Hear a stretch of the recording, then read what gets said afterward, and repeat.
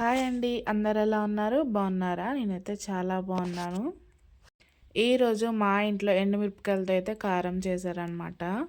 మీలో ఎంతమందికి ఈ కారం గురించి తెలుసో కామెంట్ చేయండి. మీరు ఎప్పుడైనా తిన్నారో లేదో కామెంట్ చేయండి. ఫస్ట్ అయితే కొంచెం ఆయిల్ వేసుకొని ఎండుమిరపకాయలను అయితే ఫ్రై చేసుకోవాలి మాడిపోకుండా. మంచిగా ఫ్రై చేసుకున్న తర్వాత ఒక గిన్నెలో తీసుకోవాలన్నమాట. దాని తర్వాత మళ్ళీ ఆయిల్ వేసి ధనియాలు జీలకర్ర వేసి మంచిగా ఫ్రై చేసుకోవాలి మాడిపోకుండా. మాడిపోతే మాత్రం స్మెల్ వేరే వస్తుంది, టేస్ట్ కూడా మారిపోతుంది అనమాట.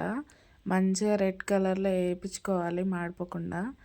తర్వాత కరివేపాకు కూడా వేసి మంచిగా ఫ్రై చేసుకోవాలి.